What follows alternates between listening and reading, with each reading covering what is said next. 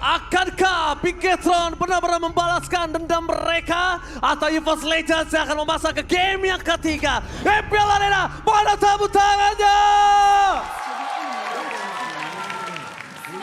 Oke, selamat datang di dalam Lane of Dawn. Kita akan saksikan seperti apa ya pergerakan di sisi early game-nya untuk kedua tim.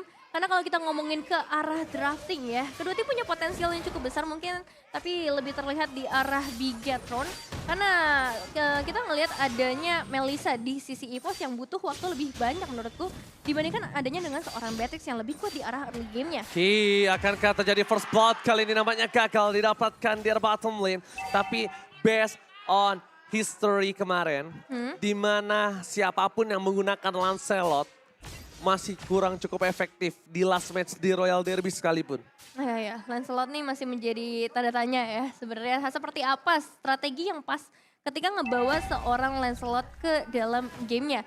Dan kalau ngomongin ke arah Hijume bersama seorang Moreno ya, ini clearing wave dari Hijume harusnya bakalan lebih optimal. Tapi dari seorang Brans juga dengan Melissanya, skin MLB X Jujutsu Kaisen yang telah hadir ini, kalian bisa ikuti juga event gachanya di dalam in-game mulai dari 18 Februari sampai 20 Maret aja, sebentar lagi. Iya, sebentar lagi. Ini pokoknya kalau udah nge-zoom ke arah Melissa, nge-zoom ke arah Julian, ya kan, atau ke Xavier, nah itu pasti buat ingetin kalian akan ada promo yang masih bisa kalian dapatkan. Dan waktunya tinggal sebentar lagi. Sekarang tanggal berapa sih, Nevin? 18. 2 hari lagi? 2 hari lagi. How? Jadi tunggu apa lagi, guys? Langsung segera dapatkan skin Jujutsu Kaisen X Mobile Legends Bang Bang. Betul sekali, sambil melihat juga bagaimana dari seorang Brans melakukan laningnya menghadapi seorang Seiken. Sebenarnya Melissa juga punya potensi yang besar dengan adanya Models. Dia bakal punya area yang juga jauh lebih banyak, apalagi ditambahkan dengan efek blink yang dia miliki. Tapi di sisi lain juga kita ngelihat bagaimana dari seorang Psycho, Zorizo dan juga Moreno memberikan sedikit efek ataupun sedikit damage, memberikan sedikit pertukaran aja di area early game-nya karena Turtle berada di sekitar mereka. Alright, bahkan di arah top lane sana ada Psycho yang langsung berubah. Objektif Turtle kali ini tidak bisa didapatkan oleh Sarso Berken. Psychots kali ini berhasil melakukan zoning out dengan luar biasa. Bahkan membuat seorang Moreno harus menggunakan flickernya di early game seperti ini. Ya, itu satu flicker yang cukup mahal juga pastinya untuk seorang Moreno. Begitu juga Ki yang tadi sempat menarik satu pemain itu seorang Dreams, tapi harusnya nggak memberikan efek apapun karena dengan ditariknya seorang Dreams juga nggak ada follow up damage yang keluar. Brans bisa menghindari adanya satu Iron Hook dengan cukup cepat. Alright. Di bottom lane, EVOS Legends mereka masih coba untuk mendorong menuju ke arah strong lane yang dia miliki. Strong lane dari EVOS Legends memang berada di arah gold lane, itu harus diakui. Tapi Brans coba dapetin seorang key. Di depan sana Dreams, Hijume, Brans gagal. Tapi di sisi sebaliknya, Lemonade Blast berhasil menggeser. Tapi Hijume mau gak mau mengeluarkan flickernya. Reward manipulation for defensive, nampaknya gagal menyelamatkan seorang key di arah mid lane dari Bigetron Alpha. Iya, satu tarikan yang begitu bagus ya dari seorang kita, tapi sayang sekali EVOS Legends mereka udah punya satu counter setup juga yang cukup matang. Dengan adanya seorang Hijume pastinya HP-nya bisa kembali lagi. Dan kalian juga jangan lupa nih untuk menangkan skin MLBB dengan order grab karena diskonnya sampai 90%. Alright, Supercan berhasil menangkap seorang Hijume kan, nampaknya gagal. Karena masih terlalu jauh di depan sana. Walaupun ada kalkulasi no Kurt Alta dan no Flicker. Tapi nampaknya pasukan dari Bigetron Alpha mereka tidak mau overcommit. Melihat adanya EVOS Legends yang memenangkan 500 gold dengan ada first blood. Ini belum masih mencari jawaban dari Tas. Mampukah dia mengamankan objektif selanjutnya, Neven? Iya, memang belum terlalu terlihat juga ya peran dari seorang Tas ke arah teamfight. Dia dari tadi bakal fokus ke arah objektifnya terlebih dahulu, difokuskan ke arah situ terlebih dahulu. Meanwhile untuk Bigetron Alpha, mereka udah mulai melakukan rotasi karena emang early game adalah waktunya mereka untuk beraksi gitu. Dan satu tarikan lagi dari seorang Ki berhasil connect, tapi ke arah seorang Dreams bakal cukup sulit untuk bisa menemukan Dreams dalam satu waktu yang singkat. Dia tidak mungkin all in, karena pertama kasusnya itu Dreams. Yang kedua kasusnya adalah ini menuju ke arah objektif Turtle yang kedua. Bigetron sedang kekurangan dari segi Turtle dan bahkan kita lihat Tas yang telah membuka terlebih dahulu. Zorizo versus Psychos berada di garis depan. Fredrin akan coba melakukan zoning out. Damage yang cukup diterima tapi Dreams bersama seorang Tas. Zorizo, it's coming. Petrify Gaming telah dibuka dan bahkan Zorizo bakal ditumbangin kah? Nampaknya gagal. Masih ada press ward, masih berhasil didapatkan. Tapi Super Ken terlalu jauh untuk mendapatkan satu buah turtle dari seorang Tas.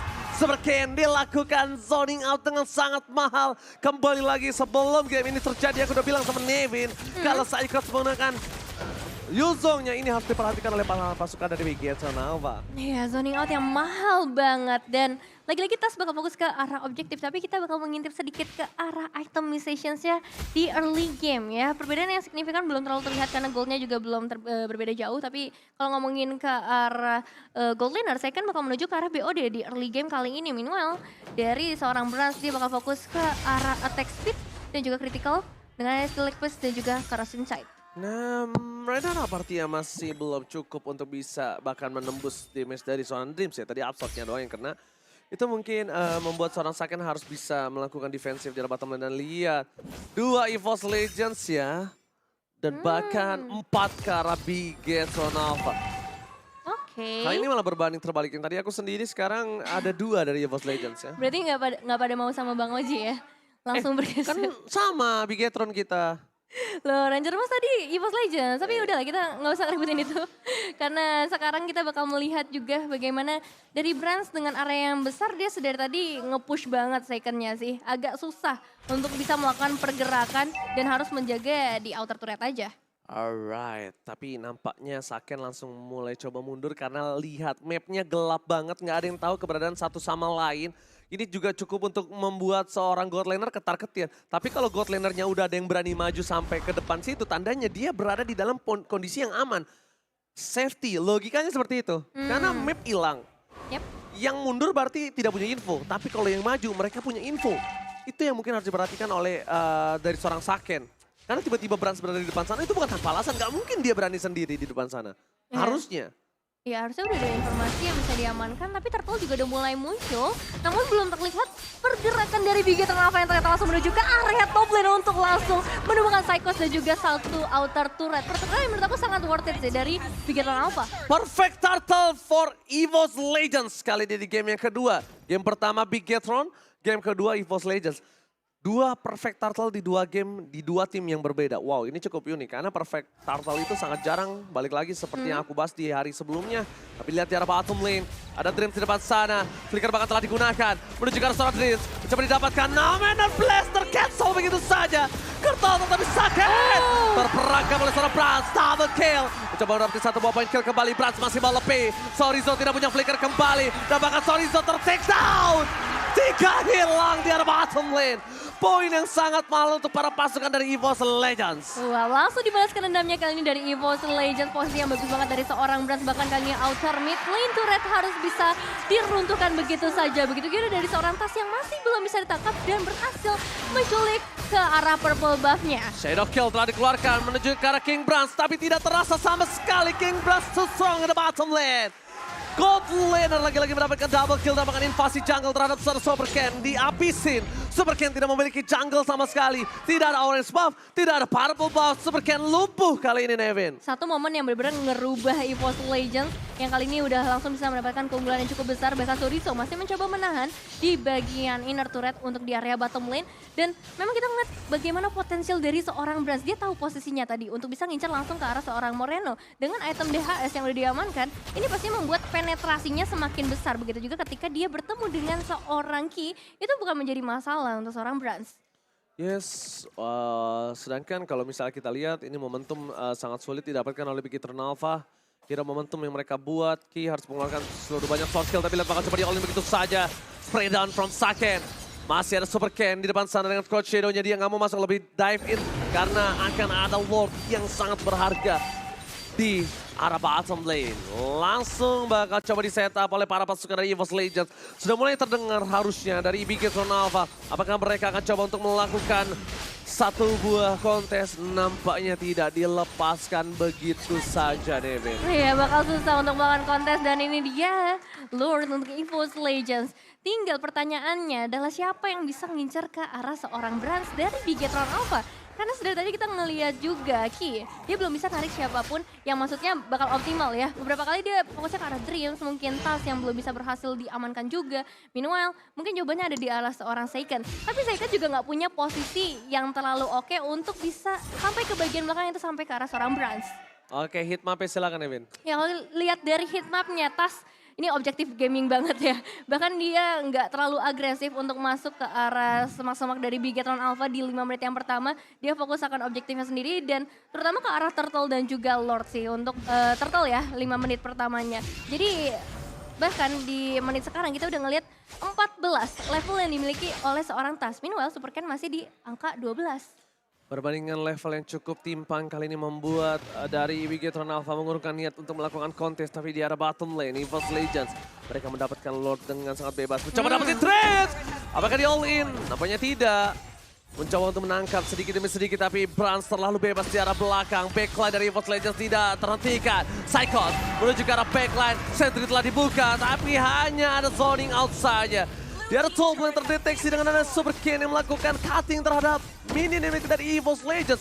Masih mendapatkan keuntungan dengan 5.000 gold kali ini dari Bigetron. Juga tidak bisa memaksa team fight. Bigetron cuma bisa melakukan defensif. Oh Super Ken, what are you doing?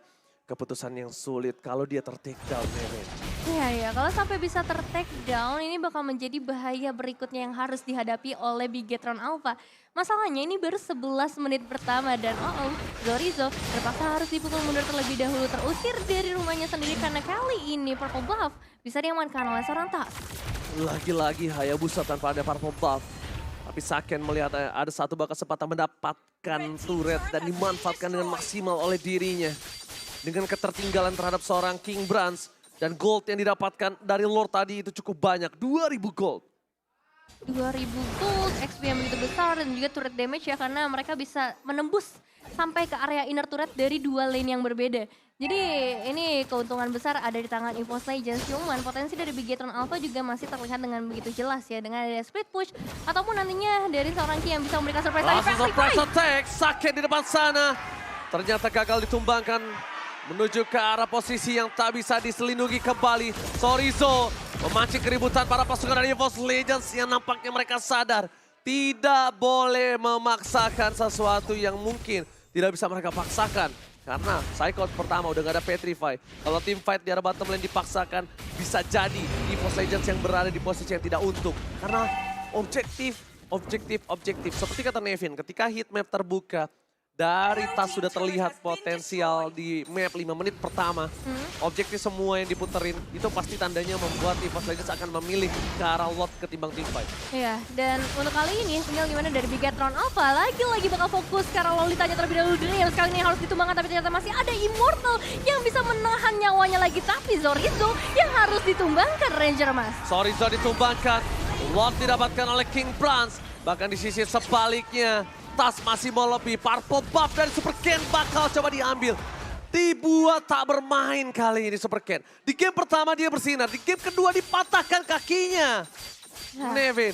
ini udah habis semua sih jujur ya. Tinggal mungkin red orange buff aja yang tersisa buat teman-teman dari Bigetron Alpha.